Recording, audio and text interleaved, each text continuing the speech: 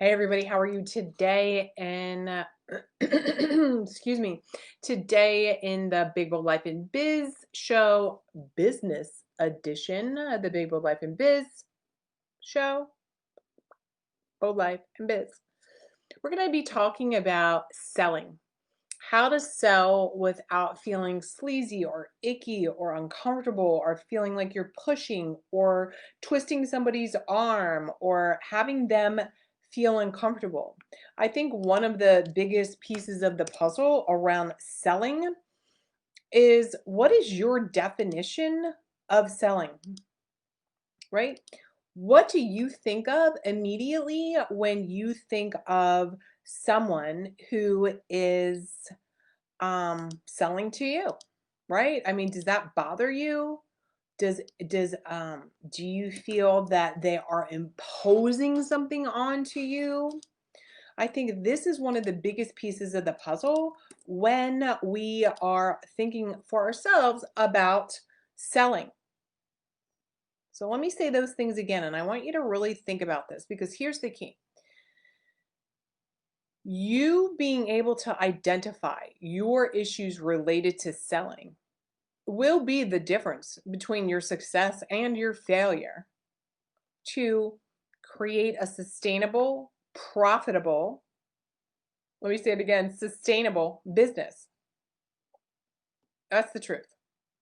What is your opinion on selling, and what is it that you, excuse me, personally, and if you're here, say hi, please comment below. What do you think about salespeople? That's a question. Literally comment below. And if you're watching the replay, hey, I'm so glad you're watching the replay. If you're here live, oh my God, comment below so that I can see you. And also remember, it tells Facebook like, oh, look, I'm watching something of value. So what do you think of salespeople? Again, this will inform whether or not you are successful in your business. Hi, Lori. So when we think about the traditional salesperson, we tongue in cheek, like the pushy car salesman. Yes, thank you, Diana. The pushy car salesman, the person who's lying to us, who's manipulating us, who may not be telling us the full truth, who may be withholding pertinent information, who may oversell us when we need the lower thing or the less expensive thing. Concur? Here's the difference with what you are doing. Megan says, hi, Mary. I find salespeople off-putting, pushy, sleazy. My opinion is changing now. Okay, here's better change right now. Thank you, Lori. You all are salespeople. Now, it might not be the pushy, icky, sleazy salesperson, but we are salespeople. If we look at selling as conveying a message to somebody like, hey, here's another idea. We do this when we talk about different opinions. We do this when we have a conversation about, I like hamburgers versus I like a turkey burger, or I liked this movie. No, I liked this movie, or read this book, and no, I like this book. We are selling. There was this summer, there was a new Hawaiian ice place. And my daughter sold me on going. Come on, it's really good. It's going to remind us of Hawaii. It's Hawaiian ice, da, da, da, da, da. We are always selling something. Here's the big moment. If you are even remotely concerned about being a sleazy, pushy, icky salesperson, guess what, my friend? That ain't ever going to be you. Think about it logically. Let's remove the emotion. You hear me frequently say, let's remove the emotion and recognize that your fear of being a sleazy, silly, pushy, manipulative salesperson, or being perceived that way, is probably not accurate, because you're probably not that way already. You deciding, I want to showcase my business, I want to stand up and market, I want to do a Facebook Live, I want to create a mission, I want to crush my competition and be the leader in my space. That's just already who you are. That's already who you are. It's kind of like this. Really pay attention here. It's the same with money. People are like, I don't know, if I have money, I'm going to become one of those people. First of all, who are those people? Money is only an amplifier to who you currently are. It's the same with selling. If you're already obnoxious and pushy, you're probably going to be obnoxious and pushy too with your clients. But guess what? Obnoxious and pushy people rarely even know they're obnoxious and pushy. Who's like feeling this here?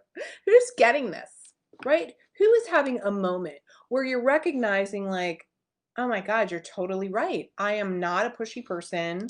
Or when I'm pushy, it's because I'm really like committed. I'm really like serious about it. I really feel strongly, right? I'm looking up even like the word salesperson. It's like when we look it up online, and I just was like riffing off of this right now.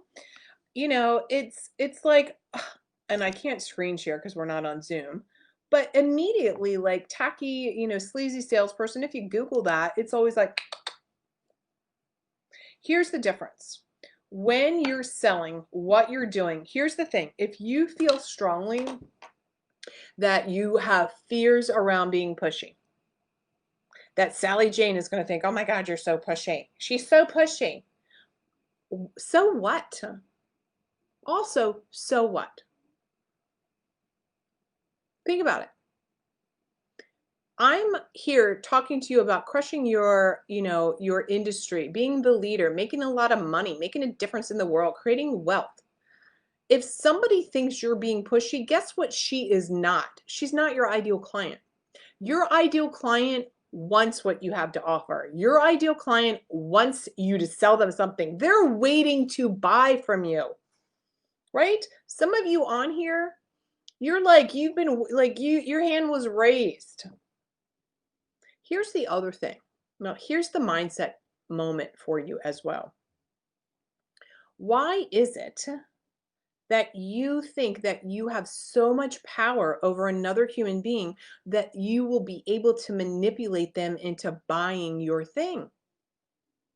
See, I'm very much on when I'm in a sales conversation, I'm evaluating whether I even want to work with that person. I'm not in it to try and twist somebody's arm to like give me money. Like that is not selling. That is manipulation. That is being an asshole. That's being sleazy. What I want you to learn is when you're on a sales call, and you can call it an enrollment call, you can call it a discovery call, whatever you think you need to call it, which what it really is a sales call. When you're on a sales call, it's a reciprocal thing. Do you want to work with her? And is it a fit for her with working with you? See, when you truly are of service to people and you go into it, excuse me, when you truly are going in to be of service and truly making a difference and truly standing in your power as a leader, evaluating whether this person in front of you is the ideal client and can you truly help her, and you're passionate about saying, I really think I can help you. You're recognizing her objections are her own fear. Her objections are not about you. They're about her.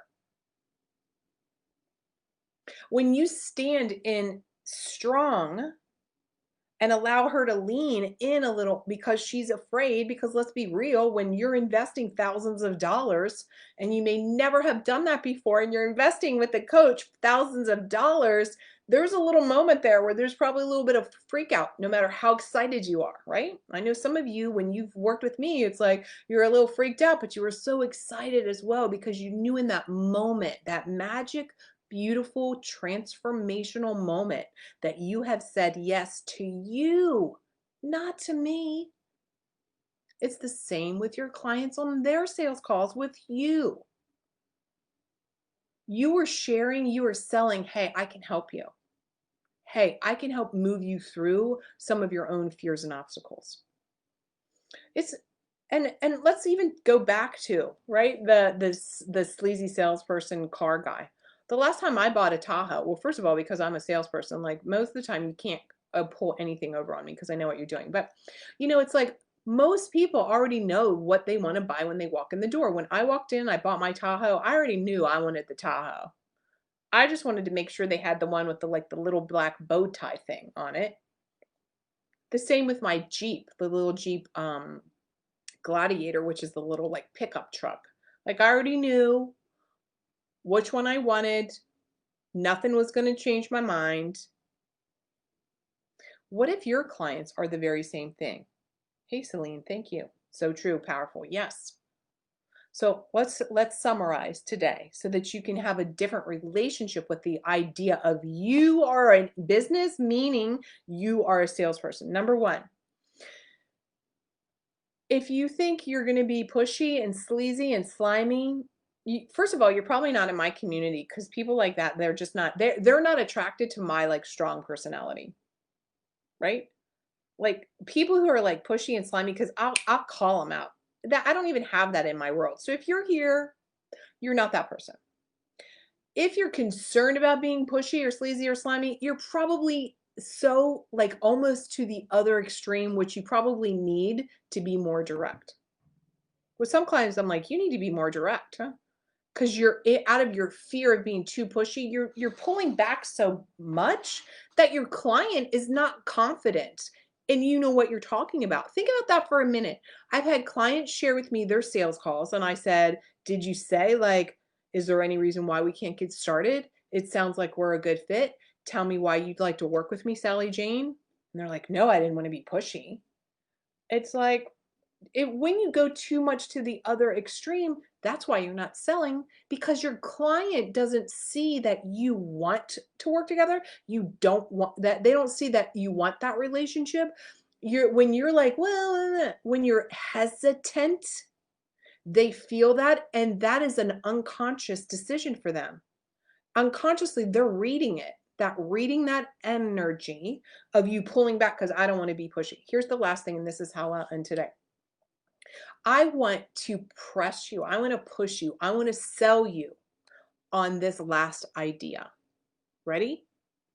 When you have the gift, the true gift of having someone on a call with you, a sales call, and it's a gift because she's resonated with what you've had to say. She's taken time out of her day. She's raised her hand and said, oh my God, I think you're the one that could help me. It's a gift. It's an honor to be able to help people. It's an honor to make a difference. It's an honor to be strong and be a leader. And it's also fantastic to be well compensated and become wealthy and rich from helping people. It's okay, people. Okay. You have that moment it's a gift that she's on a call with you. She wants you to help her say yes to herself. If you don't have the respect for her to be direct with her, you have one opportunity. Most people never get back on a sales call, guys. Most people will never circle back around. So if you know she's your ideal client and you know you can help her and you're too worried about your own image that you might appear pushy as opposed to being all in for her transformation, that's a moment you need to evaluate. You have one opportunity. So many times being a coach, I have an opportunity to help somebody change their entire life and truly the legacy within their family. Stronger woman, more financially secure woman, more confident woman, more badass woman. Guess what? Her whole family is changed for generations because of who she's become. You bet your bottom buck that I'm going to be strong in conveying I know how I can help her. If you had the cure for someone's ailment or pain and you weren't screaming it almost from the rooftops because you're too afraid that she's going to think, how dare that woman try and help me? That's the mindset stuff you have to work on. Enjoy the day.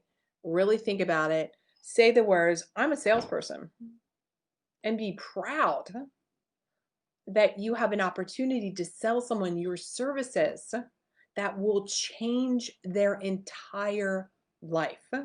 That's a gift. Talk to you all later.